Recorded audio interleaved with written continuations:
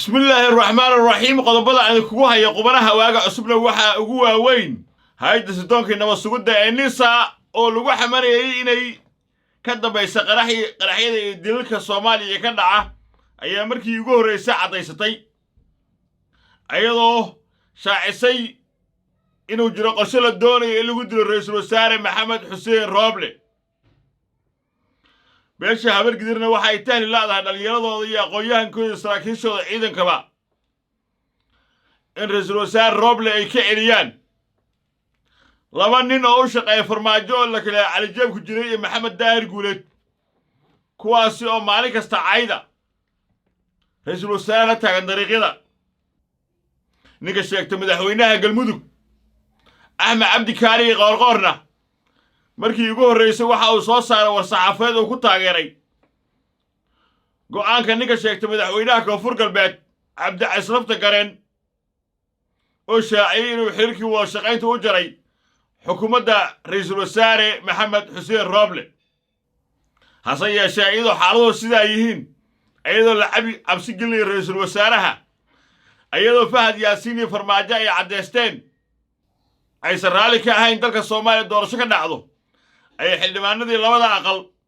si caadi u qaateen shahaadooyinkoodii imisa xildhibaan ayaa loo baahan yahay inay doortaan guddoonka baarlamaanka warar kale oo soo baxana waxa ay sheegayaan in Cabdi Caslafta Gareen Sodogii waa ninka la yiraahdo Mahad Cabdiraxmaan mataqaana la doonayo inuu noqdo guddoomiyaha ku-meel gaarka ah waxaa la doonayaa ayaa leeyahay golaha shacabka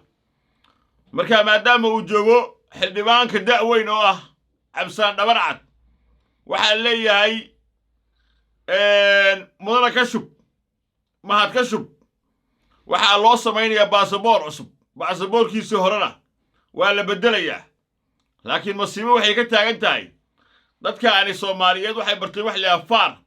ama remember also worry waxaa la soo dhigay muuqaal uu da'diisa saxda ah ku sheegayo masartaliye ka shub hase yeeshee ma laga yaabaa haddii uu guddoonku meel gaar noqon waayo inay belenbi isticmaalaan oo loo sharaxo guddoomiyaha golaha shacabka arrimaha kale ee soo baxa waxaa ka mid ah iyadoo la shaaciyay xildhibaankii aan shahaadada qaadan in mushaarka billaha ay loo shubayo xildhibaankii hore kursiga ugu fadhiyay waxaa kale oo qorshooyin socda ah warar soo baxaya oo sheegaya in mataqaanaa beesha caalamka guddiga doorashooyinka iyo ra'iisul wasaare Maxamed Xuseen Roble iska kaashanayaan in xildhibaankii shahaadada qaadan waayo xilkiisa loo dhaariyo musharaxii uu ka guulaystay ila tartamayay maadaama uu diiday inuu ka mid noqdo golaha shacabka waxaa kale oo doodaha baraha bulshada qabsada ugu waaweyn xildhibaan aan xur ahayn oo shahaadada aan qaadan karin ma ka qayb geli karaa doorasho xor ah oo la doonayo in lagu doorto guddoomiye baarlamaan ama guddoon baarlamaan iyo madaxweynaha jamhuuriyadda federaalka Soomaaliya labaduba waxaa leeyahay dhici mayse waa maya hase yeeshee waxaa kaloo la isweydiinayaa haddii Cabdi Caslafta Gareen uu yidhi xiriirka u jaray Roble Axmed Cabdi Kaari Qoorqoorna muxuu u yidhi fikirkaasi ayaan taageersanahay waxa weeye marka run loo hadlo waxa socda waxa weeye waa waxay hawiye isku dhigeen laakiin doodayda xubinta dooda ee aan su'aasha ama calaamad su'aalka dul saaray waxay tahay hawiye maxaa laga doonayaa ra'iisul wasaare Maxamed Xuseen Roble maxaa laga doonayaa beelweynta hawiye dhaqdhaqaaq ciidan ay ka bilaabeen magaalada Muqdisho waxaa laga doonayaa inay u diyaar garoobaan siday cagta u mar lahaayeen dhammaan kuwa mataqaanaa u shaqaynaya cadowga beesha hawiye ee Muqdisho jooga ee doonaya doorasho dalka inaysan ka dhicin ee doonaya inay kursi fadhiyaan ee doonaya inay waxgaradkooda laayaan haweenkooda afduubtaan dilaan taa baa laga doonayaa inay u diyaar garoobaan ra'iisul wasaare Maxamed Xuseen Roble waxaa laga doonayaa maadaama ra'iisul wasaarihii dalka uu yahay maadaama uu yahay mas'uulkii mataqaanaa ugu sarreeyay ee doorashooyinka amniga qaabilsanaa inuu dhammaan saraakiisha uu yaqaanaa farmaajo fahad yaasiin hoostaga dhammaan inuu xil ka qaado awooddiisa u adeegsado inuu magacaabo taliyaal cusub waxaa laga doonayaa inuu tuuto xirto oo iska siibo qamiiska uu wato oo dharkii ciidamada dagaalka xirto dalku xaalad dagaal buu galay waxaa la og yahay 12 abriil farmaajo fahad yaasiin inay doonayaan dalka inay inqilaab militari ku qabsadaan waxaa la og yahay farmaajo fahad inay suuqa soo gelinayaan maxamed maahir oo ah magaca afgarashada ee labada nin oo ay ku sheegeen inuu qarxinayo ra'iisul wasaare Roble saa darteed Roble xilligii ducada lama joogo xilligii tusbaxa lama joogo waxaa loo baahan yahay tuuto inuu xirto dagaalkana uu iclaamiyo intuu doorashada halkaas ka dhigo inuu dalka iyo dadka ka xoreeyo kooxahan argixisada shabaabka la shaqeeya farmaajo iyo fahad yaasiin oo ka go'an tahay cagkaanu ku cud ama ku ciidee qorshahooda waxa weeye inqilaab inay ku dhawaaqaan 12 abriil waxa weeye isagoo aan madaxweynihii dalka ahayn isagoo waqtigii uu ka dhamaado farmaajo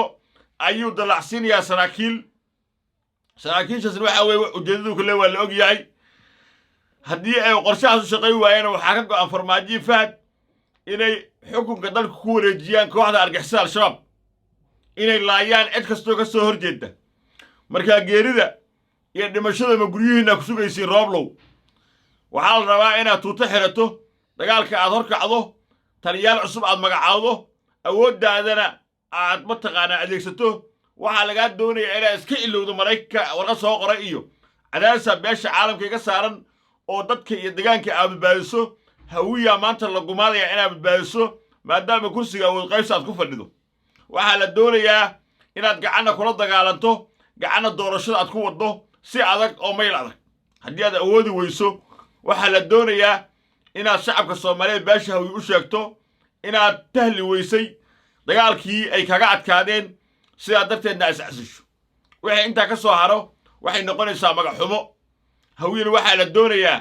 waxay ku dhawaaqeen fahad yaasiin farmaajo iyo kooxda nisa dagaal bay ku dhawaaqeen dagaal bay iclaamiyeen hawiya dalay dibad waxaa la doonayaa dagaalkaas ay iclaamiyeen in mataqaanaa ay u diyaar garoobaan inay mataqaanaa difaacaan ra'iisul wasaaraha inay mataqaanaa difaacaan cid kasta oo ka soo horjeedo farmaajo inay difaacaan xildhibaanada la cabsi geliya leeyahay ka soo guuri meelaha aad degan tihiin ee madaxtooyada soo dega fahad yaasiin haddii ra'iisul wasaare maxamed xuseen Roble ay muqdisho uga awood bataan fahad yaasiin farmaajo xaq u male oo sii noolaado inuu dhinto ayuu xaq u leeyahay haddii kale waa inuu magac xumada dhaqaa waana inuu awooddiisa la soo baxaa waana inuu dadkiisa garabsadaa waana in lagu kala baxaa magaalada muqdisho doorasho iyo waxa laga sheekeynaya inuu meel iska dhigaa laga rabaa ra'iisul wasaaruhu waxa la sugayo oo shacabka dhagahooda ay sugayaan waa inuu soo magacaabo taliyaal laakiin taliyaalka amar qaata fahad yaasiin iyo farmaajo oo ra'iisul wasaaraha ka amar qaadan intaa ka bansimo shaqay karaan waxaa kaloo dadku aad u bogaadiyeen oo lagu diirsaday waxa weeye waa wixii mataqaanaa xilka uga qaada labada nin ee Cirro iyo Xiirane aad baa loogu diirsaday waana awood la doonayo qodob kale ee soo haray waxa weeye waxa already isdiiwaan geliyay tiro loo baahan yahay tiradii u codan lahayd guddoonka baarlamaanka ayaa isdiiwaan gelisay sidaa darteed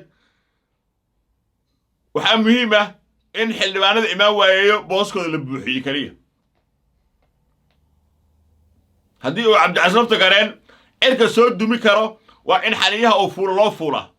markii hore ayay hawiye qalad ku ahayd inay madaxweyne ku-xigeenkoodii ay ka aamusaan markii hore ay qalad ku ahayd hawiyaha iskale gobolka shabeellada hoose in cashuur laga qaado oo ay lafta gareen cashuur siiyaan lafta gareen cadaawad dheer buu qabiil hawiyenimada ku qabaa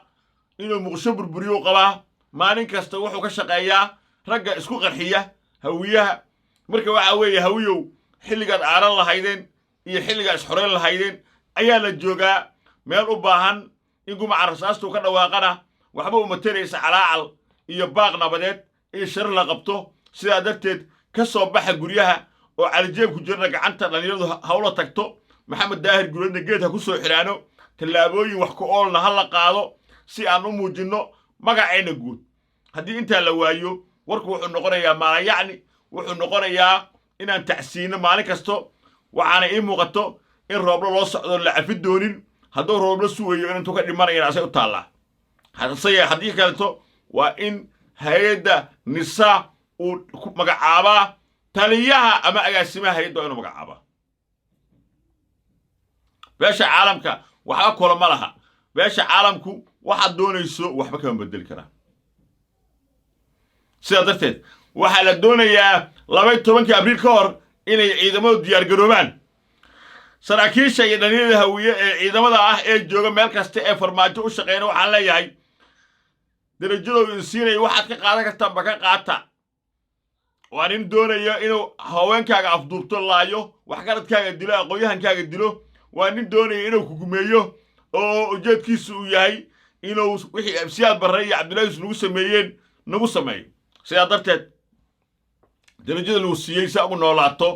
lacagtahay saa uu sii noolaato waa inaad soo baxdaa go'aankaagana uu caddaadaa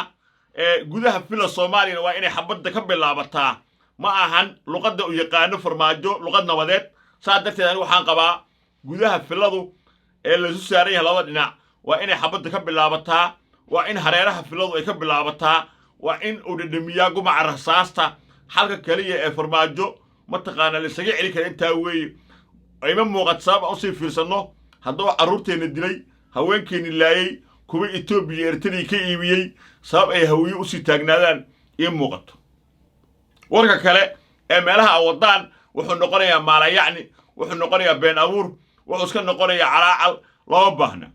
rooble waxaan doonayaa inuu tuutaha xirto oo dagaalka hor kaco oo uu dadka ka sifeeyo kuwa dhibka ku ah inuu xilalka magacaabo maadaama sharciyin xaqa uu leeyahay haddii saa la samey waayo waxaynu wadnaa wuxuu noqonayaa calaacal iyo oohin iyo sheekadii nagula yaqiinay haddii aan samayno tallaabooyin dheeriyana waxay noqonaynaa dad gobonnimada caan ku ah geesiyaal ah oo magacooda ilaashaday oo sharafkooda ilaashaday oo aysan u tali karin kuwa mataqaanaa uu ka mid yahay Fahad Yaasiin waxaa taariikh xumo ah oo qof kastoo hawiyaa ceeb ku noqon doonto haddii Fahad Yaasiin uu muqdisho uga adkaado ra'iisul wasaare maxamed xuseen rooble sidaa darteed maanta fursad taagan waxaa weeye maadaama ay qireen in mataqaanaa nise ay og tahay in la qarxinayo la dilayo rooble maadaama ay qireen waxa ay samayn jireen ay tataa caddaymuhuna ay ismuujinayaan waxaa la doonayaa ciidamada beesha hawiye isku tashi badbaado qaran inay laga bilaabo saacaddaas aan hadlaayo soo baxaan hawshan ay gudagalaan dhallinyarada beesha habargidir hawiye xagga idhig waxaa u baahanahay maxamed daahir guuleed iyo ninkii la aado calijeeb ku jire inay tallaabo dheeriya ka qaadaan hadduu farmaajo badbaadi karo fahad boqor ha kaa dhigo farmaajo boqor ha kaa dhigo ayaa loo qaadayaa laakiin looma sii adkaysan karo idinkoo joogtaan muqdisho in dushiina nin biiri qaataa oo ka wiiqwiiqeeyo oo ka yaloweeyo uu ku xaxagta ra'iisul wasaaruhu waa xilligii way ka soo gudubtay afka laga wada hadlaayay waxay u soo gudubtay xilligii gacanta laga wada hadlaayay sidaa darteed qof kasta oo tallaabooyinka dheeriga qaada waxaa la ballan qaadayaa in la siin doono abaalmarin waa daahir calasow oo ila dabaysha geedaha marxdo inay ciyaarsiiso ha biqlayso